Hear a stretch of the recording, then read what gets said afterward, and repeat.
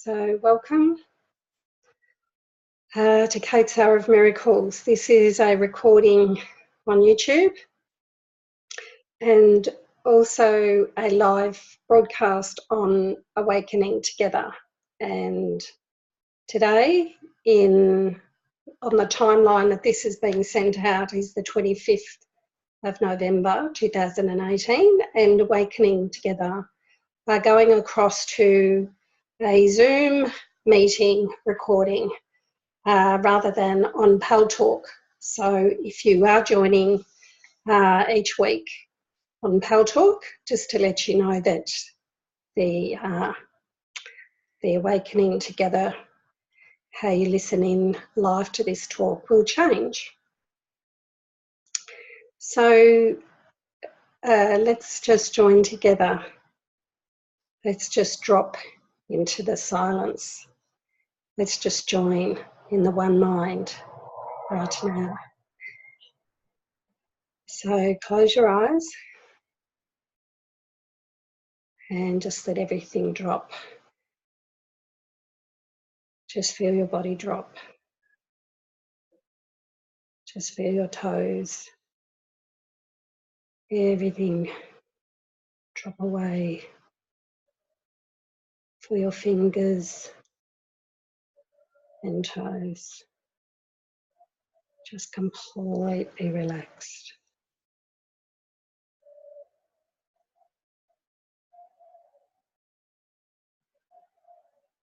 Feel your face, the jaw,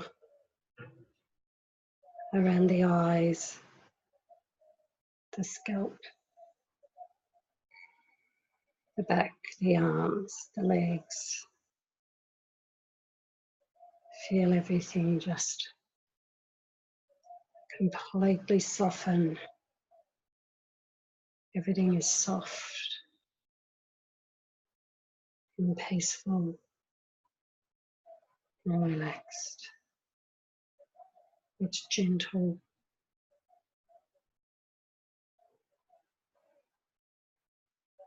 It's like a river. Your mind is like a river flowing. It's just flowing. There's no destination. There's nowhere to get. It's already here as the river. This is it. Now, this is all there is. As this peace.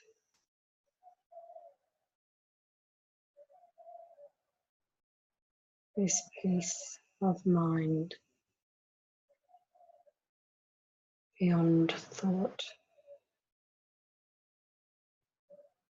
Just effortless being,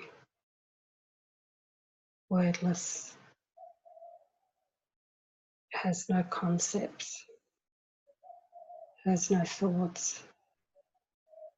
It's just this deep, deep peace.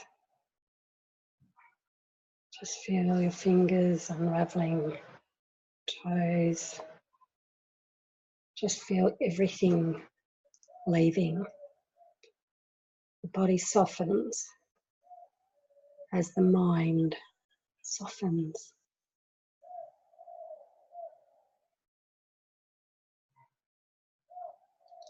Holy Spirit, be you in charge.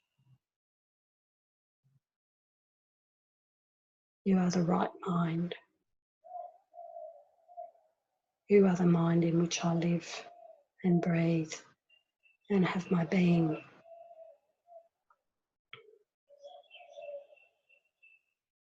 You are my essence. You are the one that looks out and sees only love, sees only my brothers who are one. Holy Spirit, you see no separation.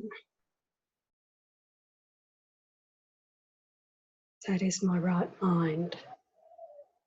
That is my one mind. Please be in charge today.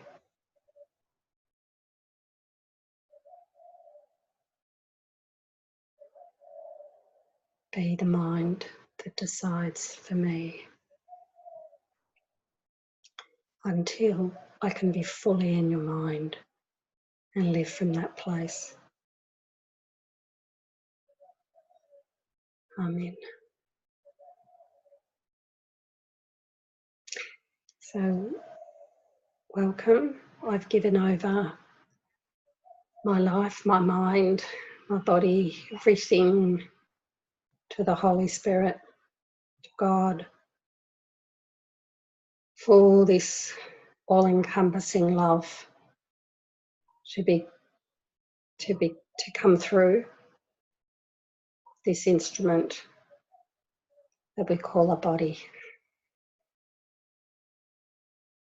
And Jesus says in the Course, our purpose is forgiveness. And he says eventually we will see there's nothing to forgive. But well, we need to forgive. We need to come out of our wrong mind. He calls the wrong mind the ego mind, and he describes it in clear detail. And when we awaken to this love, we see that we were never in our wrong mind. It was just in time.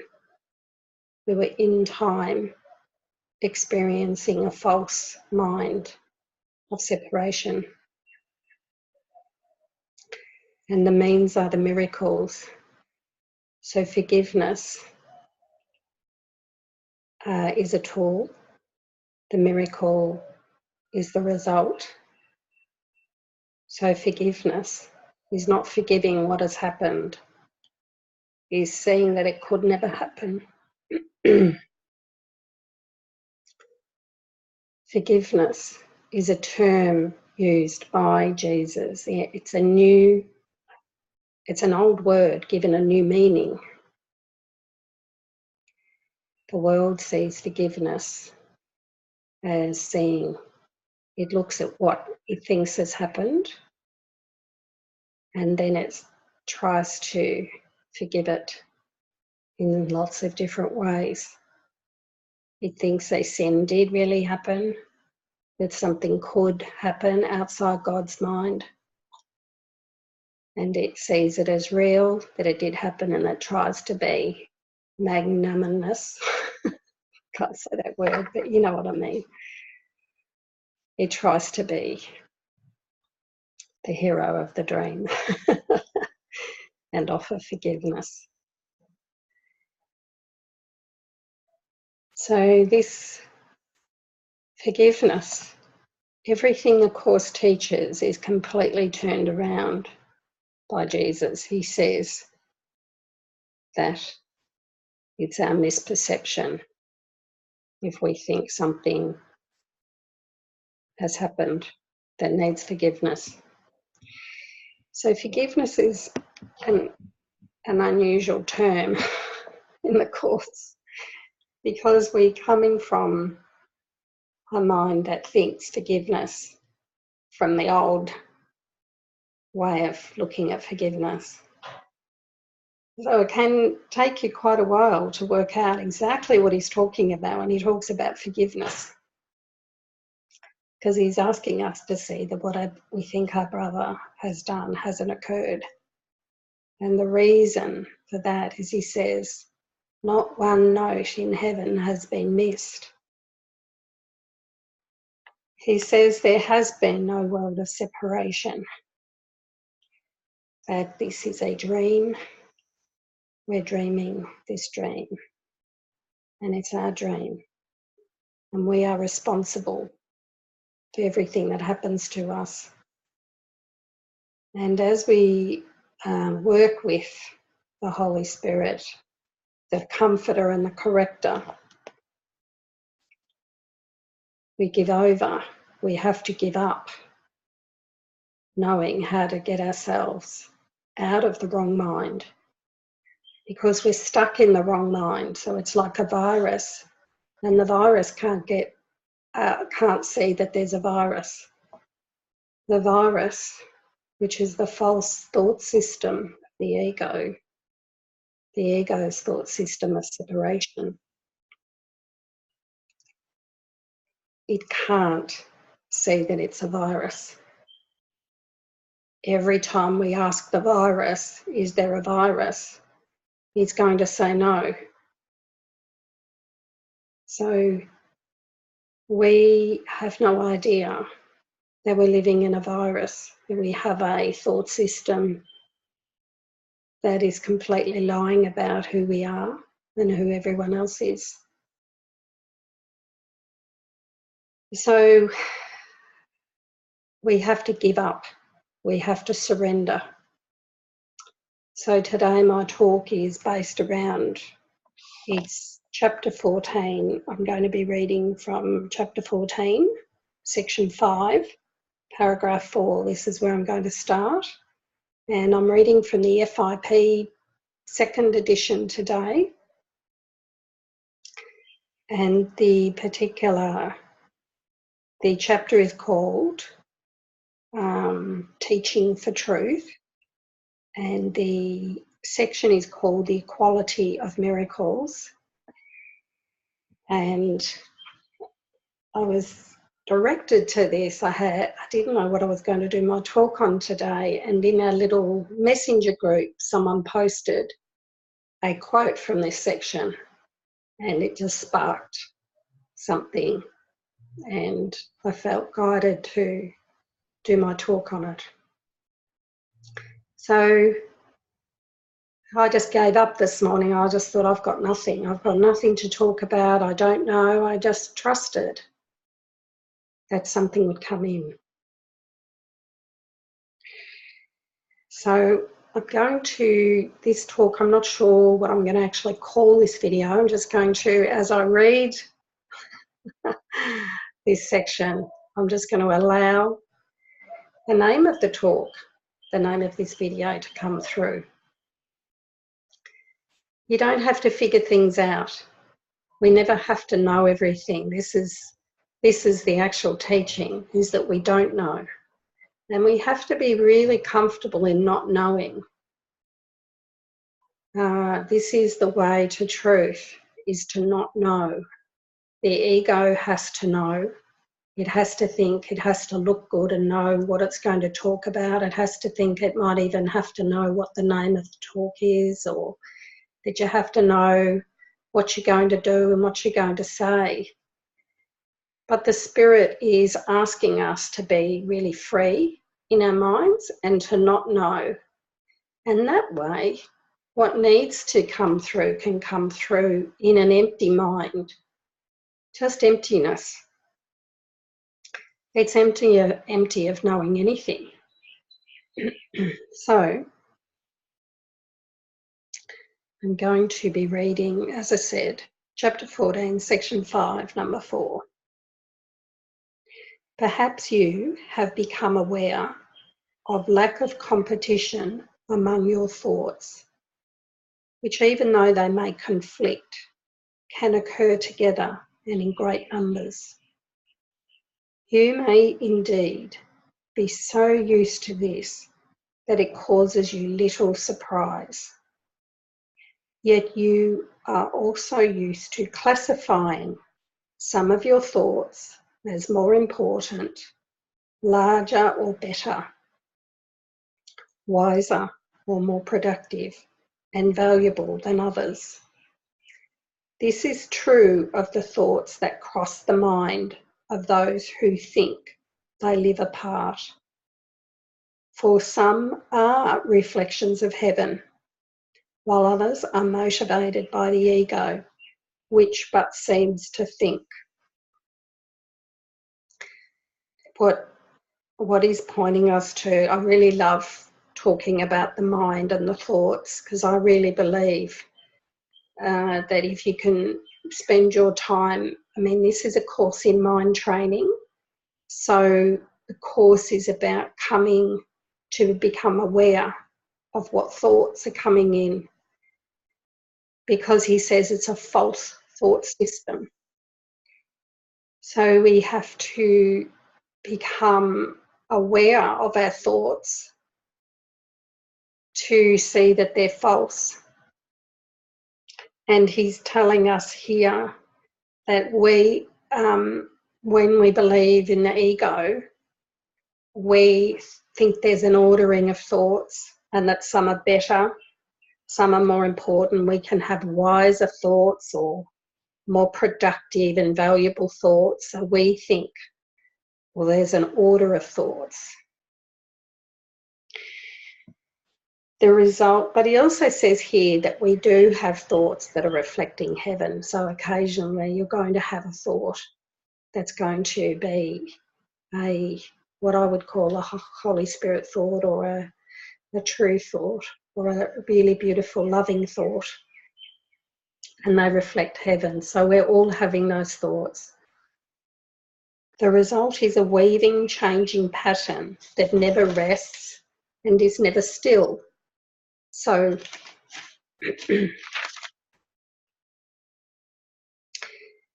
it's a weaving, changing pattern. So we've got a pattern of thoughts. It never rests. It's always coming. These thoughts come. And our mind is never still. He's talking about the ego mind. It shifts unceasingly across the mirror of your mind, and the reflections of heaven last but a moment and grow dim as darkness blots them out. So the darkness is the ego thoughts. Where there was light, darkness removes it in an instant, and alternating patterns of light and darkness sweep constantly across your mind. The little sanity that still remains is held together by a sense of order that you establish. Yet the very fact that you can do this and bring any order into chaos shows you that you are not an ego, and that more than an ego must be in you. For the ego is chaos, and if it were all of you, no order at all would be possible. See, he's talking about the awareness that is looking at the thoughts and ordering them. He's talking about if you can order thoughts, if you can say that thought's better than that, if you can see your thoughts and say, yes, that thought was really good and that was a really wise thought, there's something that is looking at the thought. Yet though the order you impose upon your mind limits the ego, it also limits you. To order is to judge and to arrange by judgment. Therefore, it is not your function, but the Holy Spirit's. It will seem difficult for you to learn that you have no basis at all for ordering your thoughts. This lesson the Holy Spirit teaches by giving you the shining examples of miracles to show you that your way of ordering is wrong, but that a better way is offered you. The miracle offers exactly the same response to every call for help.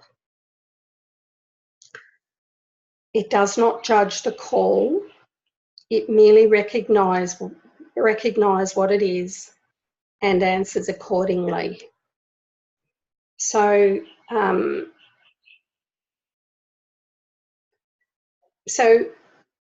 what I think he's pointing to here is he's talking about the call for help, which is call for love by our brothers. This lesson the Holy Spirit teaches by giving you the shining examples of miracles to show you that your way of ordering is wrong, that there is a better way offered you. The miracle offers exactly the same response to every call for help. So if we perceive a call for help, which is a call for love for many of our brothers. The miracle sees the same response. Everyone is calling for love here. That's what you see here. It doesn't matter how it looks, it's always a call for love.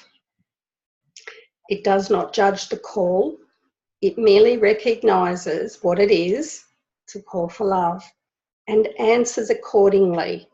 It does not consider which call is louder or greater or more important.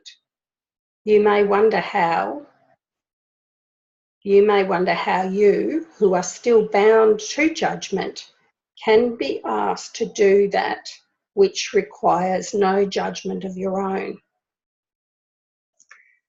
So this is tied in with when Jesus says that he will direct us. He will tell us what to do, because if we decide on our own we order which, what I would call miracles. So we may be aware of certain calls for help. We have to ask which to answer. The answer is very simple. The power of God, and not of you, engenders miracles. The miracle itself is but the witness that you have the power of God in you. That is the reason why the miracle gives equal blessing to all who share in it, and that is also why everyone shares in it. The power of God is limitless, and being always maximal, it offers everything to every call from anyone. There is no order of difficulty here. A call for help is given help. The only judgment involved is the Holy Spirit's one division into two categories, one of love and the other the call for love. You cannot safely make this division, for you are much too confused either to recognise love or to believe that everything else is nothing but a call for love.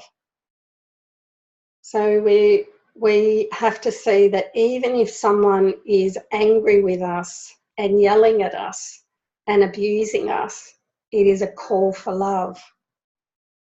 You are too bound to form and not to content. So form is the body and the content is the Christ self, the spirit, the immortal spirit that is within. What you consider content is not content at all. It is merely form and nothing else.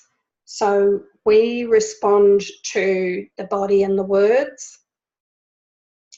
We respond to, we think, we get scared of anger. So if someone is yelling at us, we see what the body's doing and the words that are coming out the mouth, and we feel attacked. We can't see it's a call for love. It is telling us that what we think is maybe a tiny child crying for some food, and a angry, huge, big bikie, I'm not sure whether that's what you call it overseas, where motorbike, say you've got a motorbike rider, a big burly man with a beard and in a motorbike gang. We call them bikies here in Australia. So imagine a big angry motorbike rider that's in a motorbike gang and he's screaming at you, and you've got a little baby that's crying for some food. They're both calls for love. There's no order of thought. They're the same, call for love. So he's asking us not to order our thoughts about it. He's asking us to see the same call for love.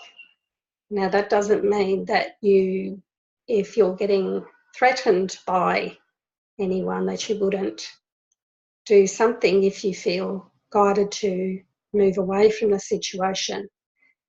But I would say that if I was in that situation, and actually I have not been in that situation, but I remember one time I went to get my registration of my car or my licence renewed or something, where I was sitting in the offices where you're waiting to be served. You have to take a number, and there was a guy sitting down, and he looked very scary. He had tattoos on his face.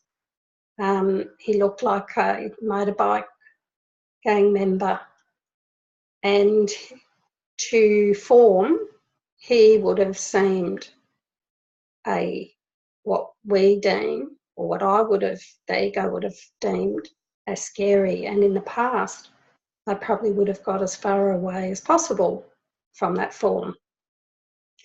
But I was directed, as I took the number and I went to sit down to wait to be called, I was directed to sit next to him. And I was with my mother, and she sat on the other side, and I sat next to him, and I just started talking to him. And he was telling me about his, he just started opening up and sharing. He was sharing about his life, about his kids, how he was having trouble with his children. And I just talked really clearly, saw it as a call for love, because I think what I could see was that there would have been difficulty with most minds categorising that form as scary. And I just sat there and I just talked about love. I just talked about an all-encompassing love. I said to him, love heals. Love is the answer to every problem. Whatever your daughter and your son are doing, they're calling for love. So I talked about to him the call for love. And my mother sat there and listened to our conversation, and she was quite amazed. And it was really beautiful. There was a joining, because when you talk about love openly to whoever's around you, it demystifies, because it demystifies the truth, because the ego doesn't want to talk about love. It is scared to love.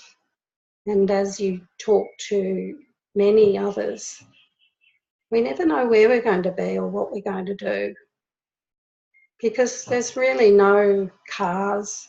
There's no cars to be registered. There's just minds that are calling and coming and moving in and out of your orbit, and they're just calling for love and calling for wisdom. And the fact that I sat next to him and talked to him and shared with him and just sat with him, and I had no fear. And that was the love, that's the demonstration.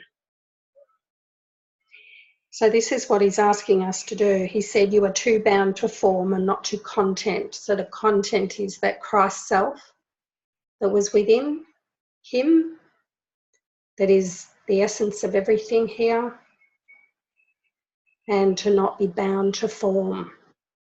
So you might be, you could even have fear of an attractive female, what seems to be the form of what we would call attractive. So there could be some judgment of the body, say of a beautiful woman, what the ego classes as beauty, because really there's just a ordering of the form of what it looks like. It's so interesting when you get cleared out of these beliefs around what's beautiful and what's not. You know, we just even have an ordering of thoughts around wrinkles and grey hair, and you know, what the skin looks like, what the hair looks like, what the eyes look like. It's really unbelievable how we've come to give this meaning to these, what the body looks like, and then beyond that is a thought, oh, an attractive woman wouldn't talk to me, they wouldn't give me the time of day, which is the same as what I would have thought in the past was, oh, that guy looks really scary because he's got lots of tattoos and he's got a look about him like he's angry. I mean, that's just a meaning I've put on some pictures on his body, and some large body. This is all the meaning we're putting on bodies. He says here, we're bound. You are too bound to form. So he asks us in the course to generalise these teachings. So we have to generalise that all bodies are the same. They're actually unreal. But while we believe that there is an order of different bodies and they mean different things, we are in need of correction. That's all we need to do, is just really surrender to this correction. So how we're going to get corrected is when he says the only judgment involved in the Holy Spirit's one division into two categories is one of love and the other the call for love.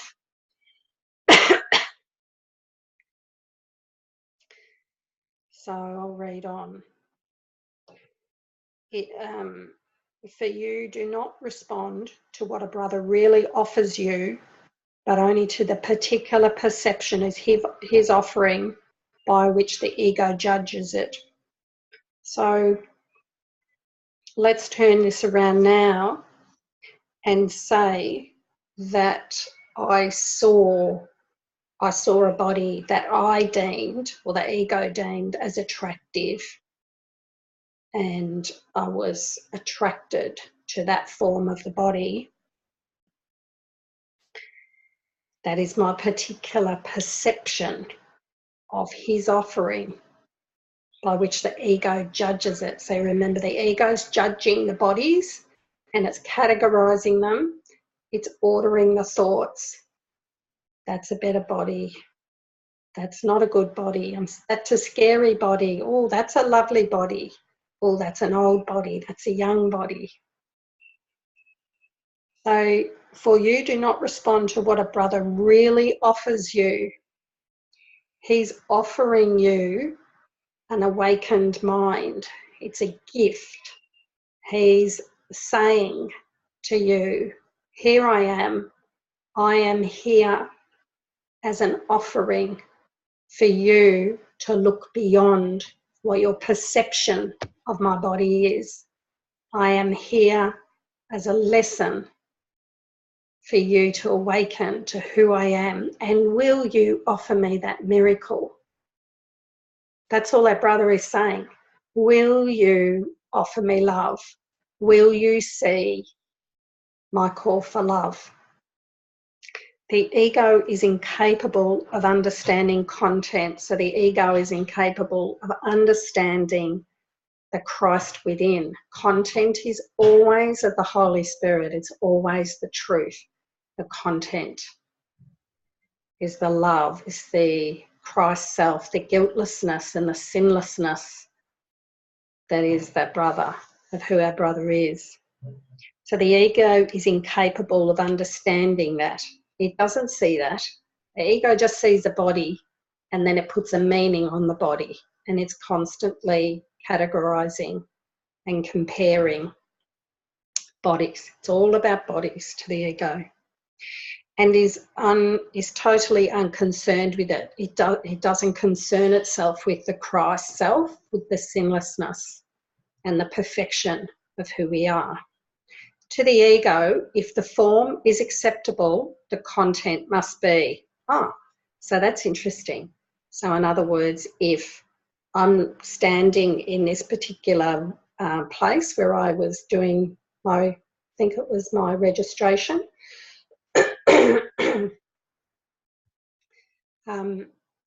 And I look out and I see a biker here, and I see what I perceive is to be a very attractive man, a body, in a nice clothing and a nice hairstyle. Then I say the content. I say, oh, the content of that body must be nicer than that content. So you see what I mean?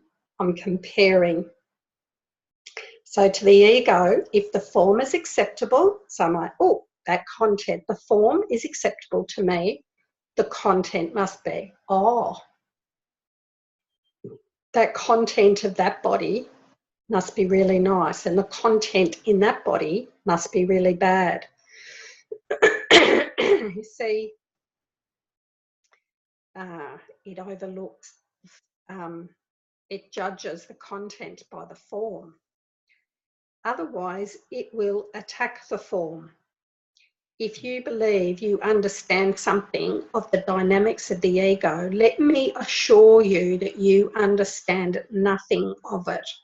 For of yourself, you could not understand it. The study of the ego is not the study of the mind.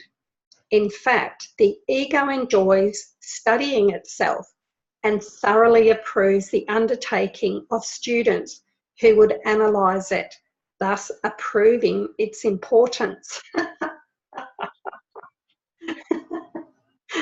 We have a joke around our Course in Miracles group is that the ego loves to study itself. Yet they but study form with meaningless content. So, for example, if you're thinking, what is it about the ego analysing itself?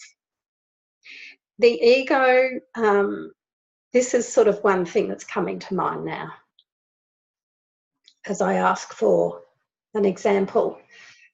The ego might say, why aren't I happy? And then the ego it says, you need to change the form. So you need to change how the body looks to be happy. So it loves to study itself. And it approves the undertakings who would analyse it. So it analyses always the form, and it might even analyse the mind as well. So it says, oh, I'm depressed. I need some medication. So it studies, it says, oh, I'm feeling really depressed. So I need something. I need something from the world to help me feel better. So it's constantly studying itself, trying to find freedom and happiness for the body and the mind it seeks. And the ego is seek and do not find.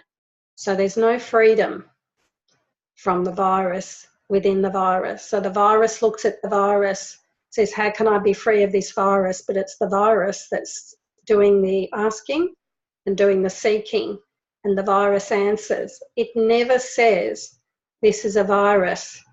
See that this is a virus, and then you are free. So the ego is trying to answer within the ego. The ego studies itself, it comes up with the answers, and that's why you cannot get free from within the ego. The ego, the only way to be free is to see that the ego is false. You have to come, and the only way to see that is to surrender to the Holy Spirit. You have to surrender to something that knows that it's false, because you can't see it. And this is what I came to see myself. I came to see that I couldn't get free. I had tried everything. I'd analysed, the ego had analysed itself. And then, yes, to come and see there is a better way. So, yet they but study form with meaningless content. So we're trying to study the form. We're trying to study, we're trying to get something to change. So we might say we need to change the form, or we need to change our job, we need to change our partner, we need to change where we live. Always about the form, but nothing about the content. For their teacher is senseless. He's talking about the ego, which is their teacher, our teacher. Though careful to conceal this fact behind impressive sounding words.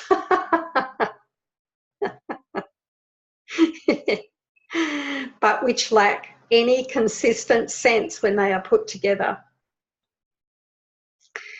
Yeah, so you can see how if you see in this world how there's so many impressive sounding words to get you to some happiness, like, you know, beautiful soft skin, you know, something. It'll always be some tantalizing thing in this world that keeps you seeking. Always these beautiful, it's so funny, I've never read this section like this, impressive sounding words. So the ego, it conceals its senseless teachings behind impressive sounding words. This is the characteristic of the ego's judgment. Separately, they seem to hold, but put them together and the system of thought that arises from joining them is incoherent and utterly chaotic. Okay, so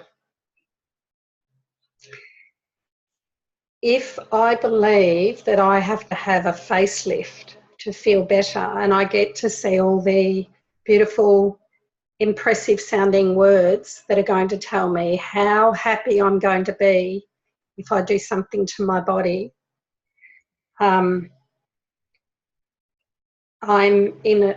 believing in a thought system that is telling me happiness lies in changing something in the world, changing my body, changing something in the world. So separately they seem to hold, but put them together and the system of thought that arises from joining them. So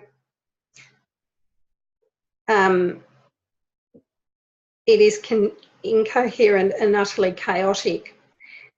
So what happens is we start to see that even if you had, you know, 20 facelifts or 20 changes of jobs or 20 different new partners or, you know, millions and millions of dollars of money, you wouldn't be completely happy. You wouldn't have this happiness that comes from being free of the ego mind.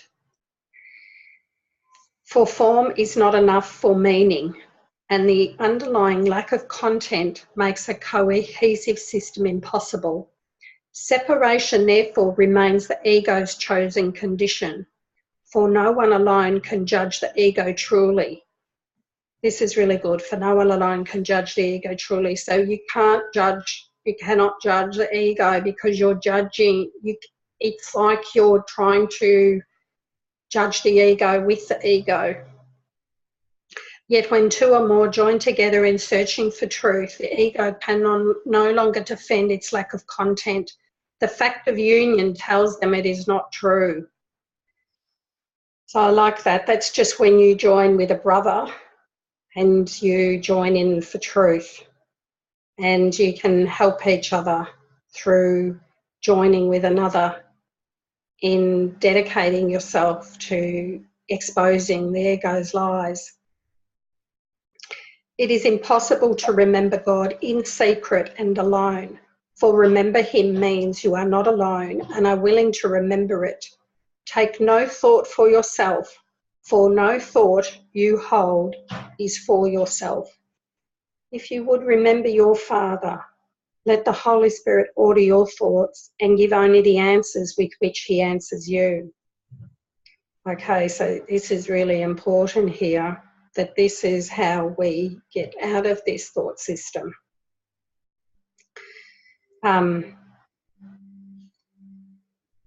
take no thought for yourself, for no thought you hold is for yourself. So we have to really see that this thought system isn't who we is. If you would remember your Father, let the Holy Spirit order your thoughts and give only the answer with which He answers you. So we have to surrender to the Holy Spirit. We have to surrender. We have to ask the Holy Spirit to give us new thoughts, to bring in our true thoughts. And doing the lessons of A Course in Miracles can really help, because these are God's thoughts. These are the thoughts that Jesus, the Christ mind, gives us and asks us to embody these thoughts. This is the mind training. He wants us to, first of all, realise that we have got a lot of ego thoughts that are putting, the ego thoughts value the body. And always these thoughts tell us that we're a body. And the Holy Spirit tells us who we truly are, that we are this immortal spirit of love. Everyone seeks for love as you do, but knows it not unless he joins with you in seeking it. If you undertake the search together, you bring with you a light so powerful that what you see is given meaning. The lonely journey fails because it has excluded what it would find. So what you want to find is the Christ without, so you can discover the Christ within, and you'll find God. You'll find an experience of God. You can know God, but it comes from having the Holy Spirit correct your mind. As God communicates to the Holy Spirit in you, so you have your Holy Spirit mind, which is your right mind, so does the Holy Spirit translate his communications through you so you can understand them. God has no secret communications, for everything of him is perfectly open and freely accessible to all, being for all. Nothing lives in secret, and what you would hide from the Holy Spirit is nothing. Every interpretation you would lay upon a brother is senseless. So remember, every interpretation we put on a brother has nothing, goes nowhere, it's senseless. Every judgment you make of your brother is senseless. Let the Holy Spirit show him to you and teach you both his call, both his love and his call for love. So everything here is love, has love for you and is calling for your love. Neither his mind nor yours holds more than these two orders of thought. That's beautiful. So he's asking us, and actually these two orders of thought are the same in a way. So we're either loving and seeing a call for love. The miracle is the recognition that this is true. So the miracle shifts us from the ego, which is judging the body and giving us a whole commentary on bodies. And the Holy Spirit is asking us to see beyond the body and see a call for love, and is asking us to love, just to love, not to judge, just love. And the miracle is shifting from the ego's fearful judgment of bodies to the Holy Spirit's seeing a call for love and asking us to love, to see the Christ, see the calling for love. Where there is love, your brother must give it to you because of what it is. But where there is a call for love, you must give it because of what you are. Okay, this is beautiful. Why do we give love? Because we are the love of God. So we start to experience ourselves as the love of God as we extend this love to all our brothers. Earlier, I said this course will teach you how to remember what you are, restoring to you your identity, and that's with a capital I. We have already learned that this identity is shared. So what we are is what everyone is. The miracle becomes the means of sharing it. So the miracle is the natural extension of love, where our perception is healed from the egos to the Holy Spirit, and the miracle becomes the means of sharing this shared identity. By supplying your identity wherever it is not recognised, you will recognise it. So our identity is one with God, and so is everyone else. Everyone else is Christ, and so is ours. And we have a shared identity, and as we recognise it everywhere, we recognise it in ourselves. So if we don't recognise it, and then so when the ego says, no, that's a body and I'm scared of that body, when we go beyond and we recognise our shared identity as the Christ, we see that ego is, that person, entity is in his wrong mind. It's a call for love, and our love is the miracle that heals. Because when we respond with love, they get a healing. So we are a miracle worker, because we're healing not only our own mind, but all the other minds that are asleep in the ego mind. By supplying your identity wherever it is not recognised, you will recognise it. And God himself, who wills to be with his Son forever, will bless each recognition of his Son with all the love he holds for him.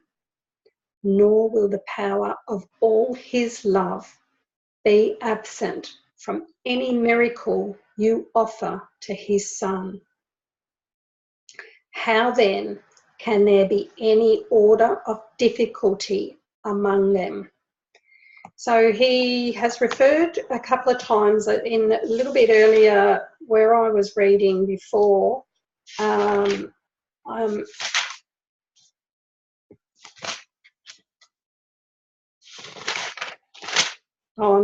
I started with number 4 just prior to that. If you want to read this section, number 1, 2 or 3, he does refer to the order of difficulty that we put. So we may see that it is more difficult to see a call for love in a bikie gang member than a businessman. And he's asking us to see no order of difficulty in seeing a call for love. So he's asking us to free our mind of the body, of what bodies look like, to not judge. So when we see anyone, whether we see what we deem to be if you're a male and you're attracted to females, or a male attracted to males, what we deem to be an attractive male or an attractive female, we may think that actual body doesn't need a call for love because it's attractive, it's got the love. So we may see that body, that beautiful, attractive female or male, we may think, oh, they don't need love. They're attractive. They must feel good because they look all attractive.